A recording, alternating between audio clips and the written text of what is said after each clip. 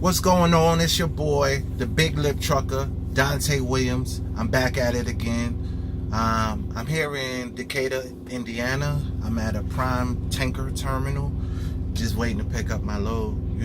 I know it's been a minute since I dropped the video. I'm not one of those dudes that's drop videos just for the sake of dropping videos. I try to have a direction, an aim, an agenda in which the video is going. So on this video, assuming that you got your own authority, you got your own company, you have your LLC, and you're moving forward with it, and you're trying to get your brand, trying to put your brand out there. I'm assuming you're utilizing all the social media to advertise your company. This is just the next step in building your brand. It's trademarking your name, and I want to discuss the steps that it takes to trademark your name. So the first step that you have to do is select a mark. This is what you want to trademark, be it your logo, be it the company name, be it abbreviation of your company's name, whatever it is, the mark is the thing that you're trademarking. So once you've decided whatever it is that you're going to trademark, your brand name, you're going to trademark it, you go to it's a national website, and I'm gonna give you the website. It's www.uspto.gov. It's www.uspto.gov. You go to this website and you search the name of your company, and it's a national search to see if there's a similar name. Now, you want to be sure to do this. This is like one of the most important steps, because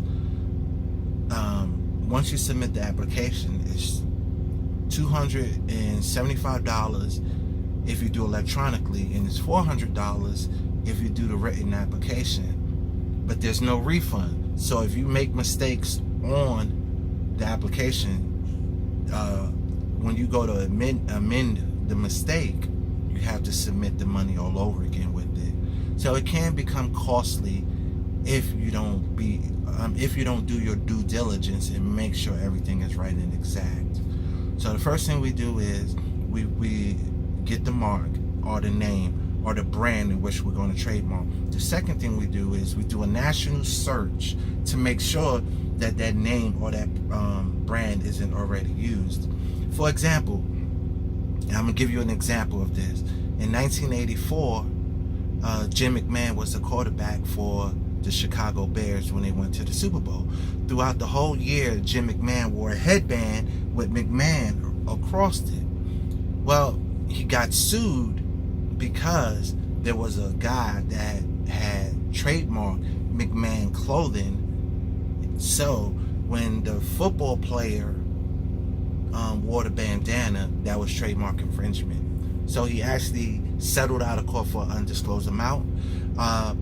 So you want to make sure you trademark your name and do a national search.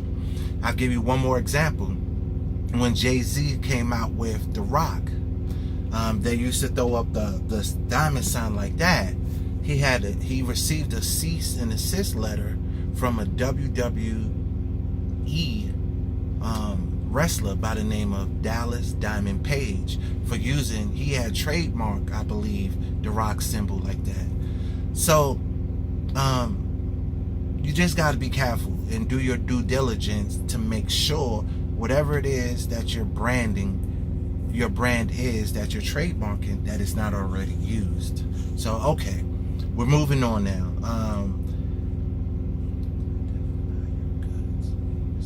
Okay, the third step you have to do is identify your goods and your services. Meaning, okay, when you trademark something, you have to be specific in what, like, kids gotta eat trucking. Kids gotta eat trucking. The intricate part is trucking, hauling and moving general freight in the transportation field. So if you turned around and like my cousin gave birth to Kids Gotta Eat, it actually was a television show, a conglomerate of multi-businesses. So what I had to do is be specific. All I'm really trademarking is the trucking aspect of Kids Gotta Eat, because he owned the logo, he owned the rights, and he owns everything. Shout out to my big cuz, Kids Gotta Eat, Malik Latif. Queensbridge is in the building. Much love and respect to you, paying homage, because you was the one that started the Kids Gotta Eat movement, and I'm just trying to do my little part in it. But anyway,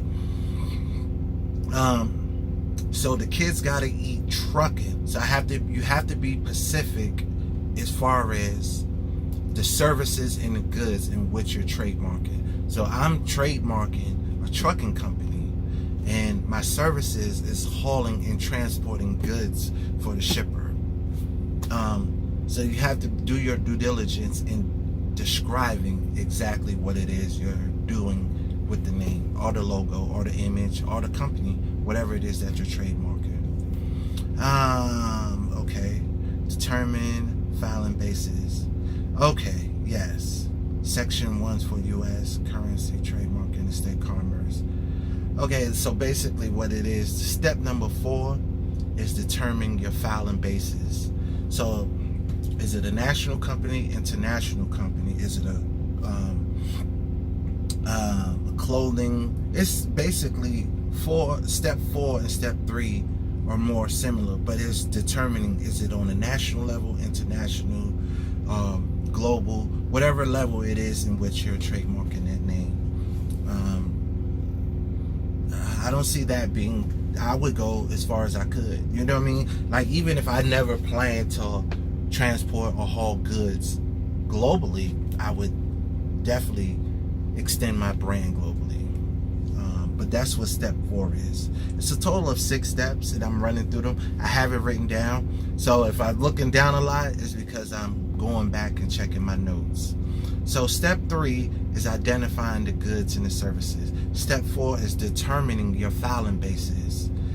Current use of trademark in interstate commerce.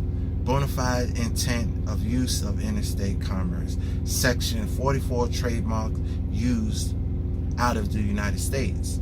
So it's just determining if you're going to use it in the United States or out of the United States. Is it a national, international, global, local, whatever level you get in where you fit in. And step 5 is, okay, once you've done step 1, you selected a mark, you selected an image, you selected a company, you selected a name in which you're trademarking. Step 2, you went on the website www.uspot.gov and you did a search of that mark to make sure it's not already in use. Step 3, you identify the goods and the services in which you're trademarking. Example, produce sample t-shirts. So if you're making t-shirts, whatever that's the service that you're doing. You're producing and making t-shirts. In my case, I am hauling general freight throughout the United States, Canada, potentially Mexico. That was the services that I was doing. 3, you determine the level of filing. So, that's step 4. You determine the level in which filing. That means, is it a local company? Is it a national, international, global, whatever level that you're determining what you're filing. Based on what level you file will determine how much it will cost. Step 5 is you did all of this, you filled out the application. You might want to pay a lawyer to review it to make sure that you did everything correctly, because if something is wrong, you're not going to get your money back. And last is step 5. Select which application you want to use. So that the lowest you can go is $225, and the most expensive is $400. So depending on the levels in which I described in step 4, local, national, international, whatever, the further you go with it, the more expensive it is going to be. I'm not proclaiming to know everything about this. I'm just telling you the steps from my research and the process in which I'm taking to trademark the name. This is where I'm at with it. If you have any questions, hit me up at Osaze, Osaze, at Kids Gotta Eat Trucking. Osaze, Osaze, at Kids Gotta Eat Trucking. you email me, I'll get back to you as soon as possible. Or you can call me. Now, typically I try not to, the number is 804-299-9030. 804-299-9030. If you have any questions, concerns, or anything I can help you with, hit me up. Well, I ain't gonna hold you hostage with a long ass video. I can't stand those. It's your boy, the Big Lip Trucker, Dante Williams, and I'm out.